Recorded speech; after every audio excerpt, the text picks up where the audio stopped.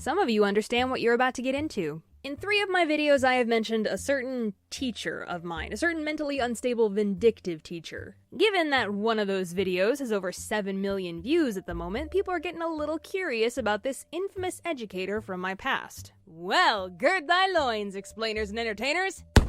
Because we're finally talking about it, here we go. This is the story of my emotionally abusive high school theater teacher. Now, because it is theater, I know I run the risk of sounding like a crybaby, whining over their teacher not giving them the lead part in the play, and trust me, I completely understand people like that exist.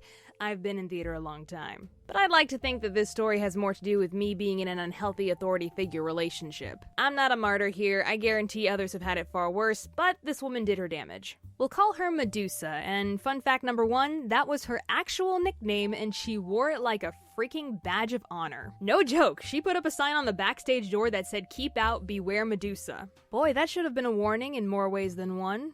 Okay, so I met Medusa my first year of high school. She was the only teacher running the entire theater department, so no matter what type of theater class you took, she would be teaching it. She also ran the theater club and directed all the after-school plays. All casting decisions were left up to her. You're catching my drift. She had a totalitarian grip on every aspect of this theater department. There was no other adult there to balance her out or, more importantly, witness her behavior. Now, for some context about who I was back then. In high school, I was remarkably shy, socially awkward, a goody two-shoes, a nervous wreck, and I didn't really have any friends, even in the theater club. I was a doormat, to put it bluntly. But when I stepped onto a stage, I was a completely different person. I could be strong and brave, confident and clever. I could show the world what I was made of. Performing was my release, my therapy. I guess that's why I didn't immediately take a powder when I learned how crazy this theater teacher was. I was holding out for that one big part, that one chance to show everyone what I could do. And pleasing this woman was the key to what I wanted. Yeah, that won't lead to anything bad, I'm sure. So what made Medusa so awful, I hear you asking? Well, for one, she was incredibly unpredictable. You never knew what kind of mood she was gonna be in or what was gonna set her off. A joke she laughed at yesterday would offend her the next day. One day she's kind and supportive, the next day she's catty and vindictive. And because of her volatile nature, it was a gamble anytime you needed to ask her a question or ask for help. Sometimes she'd be decent enough, and then sometimes she'd blow up in your face for wasting her time with a dumb question. Ask someone else. It would take me a stupid amount of time just to work up the courage to ask her a question, before chickening out and finding a different way around my problem. Though I think one of the most frustrating things about Medusa was her favoritism. Plain and simple, if you weren't one of her favorites, there was a very low chance of you getting a big part in a play. Or sometimes a part at all. I'm not saying she was shallow. No, that's exactly what I'm saying, because all of her favorites had 2 things in common. They were pretty, and they were popular. 2 skills ya girl rolled a 0 on. Medusa also protected her favorites to an infuriating degree. One of them was a big bully of mine, and Medusa did absolutely nothing to stop it even after I begged her to step in. I was talking to my mom about this script, and she told me that she once confronted Medusa about this bully at an after-school play, and Medusa was more concerned about him getting in trouble than what he was doing to me. Ooh, that is a very brave thing to say to a protective mother. Correction, that is a very brave thing to say to my mother. So yeah, if you weren't one of her favorites, you were stuck in the chorus, as they say. Hey Becca, maybe you were just an awful actor. I mean, fair point. Maybe I just wasn't any good. Thing is, Medusa always gave me A's for my performances in the theater classes during the normal school days. Medusa even once rushed up to the stage after a dark, dramatic scene to give me a hug because she was so moved by my performance. So, you see, I got mixed signals from this woman all the time.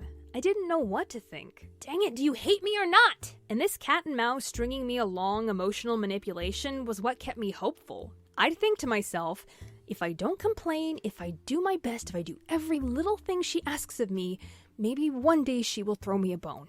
Maybe one day I will gain her favor and be given a good part in a play. Hey, you hear that? That's not good. That is not a healthy mindset to be in. That is an unhealthy relationship to have with anyone. But that was the story for me for 3 years of high school. However, when senior year came, something happened. And let me just set this up for you. Once when I was a freshman, I asked Medusa why she didn't give me a part in the latest play, and she told me, "Seniors take precedence in casting because they're graduating." And I thought, okay, well, I guess that makes sense. When I'm a senior, I'll be a priority. Come senior year, pretty much all of her favorites had graduated, and the only 2 senior actors left were me and this one other guy. In fact, a very large portion of the club had either graduated or left, so pickings were pretty slim that year for willing participants. Anyways, we were going to do the comedic play Noises Off. And in that show, there is a role called Dottie meant for an older woman who needed a Cockney accent and had a boy-toy love interest. Hilarious. So naturally, being the oldest girl in the theater department, having a plump, middle-aged looking body, being able to do a pretty great Cockney accent, and being a senior meant that the stars were finally aligning in my favor. And the day before the audition, I was hanging out in the theater club room and I told another student that I was hoping for the part of Dottie, and Medusa overheard. She looked right at me, smiled, nodded very obviously, and gave me a big thumbs up. Gee, Becca, it sounds like your chances of getting this part are pretty good. I know, right? That's what I thought too. But gosh golly darn it, call me M. Night Shyamalan because this story has a twist. I went to the audition, gave it everything I had, knocked it out of the park, was the only girl who could do a Cockney accent. But the next morning, Medusa posted the cast on the bulletin board, and nothing. She didn't even cast me.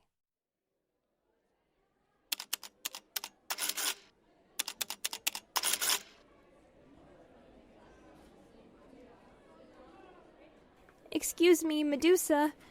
I was wondering, why didn't you cast me? Oh, it's because you were too tall. Too tall? Yes, only short guys auditioned, and I needed your love interest to be taller than you. Funny thing about that excuse, she had cast the only senior as my love interest, and he was, in fact, taller than me. So yeah, she flat out lied to my face. But because I think I was in shock, I didn't question it at that moment, and I just walked away. Turns out the truth eventually came out because a couple days later, some concerned tech theater girls told me they heard Medusa say something in passing conversation with the other students. The reason I didn't cast Becca is because she's not one of the group. She keeps to herself way too much and doesn't have any friends. She didn't cast me because I wasn't popular.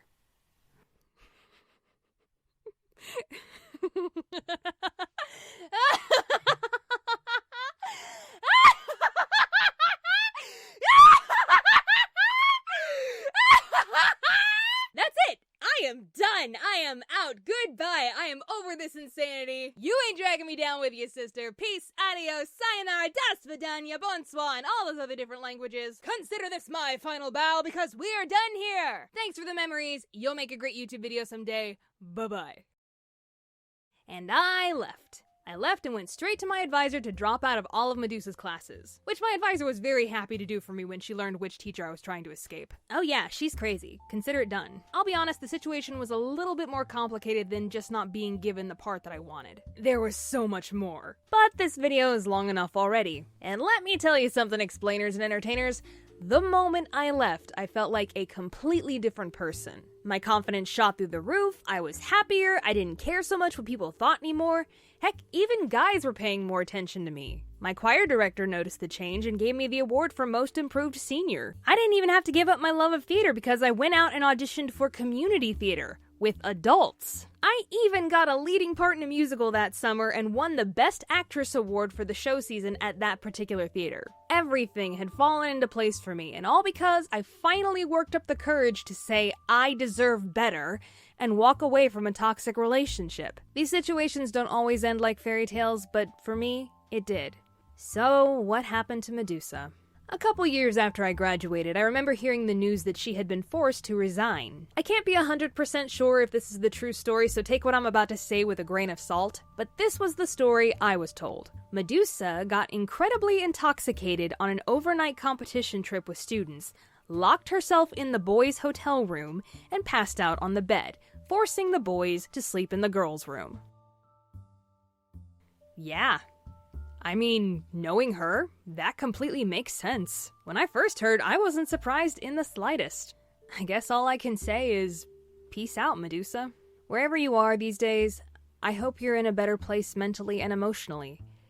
I mean that. Hey, at least she taught me that a bad situation in the past doesn't have to weigh you down. Because if I'm honest, I'm pretty sure it was my time spent with Medusa that taught me how to stand up to an even worse teacher later on down the line.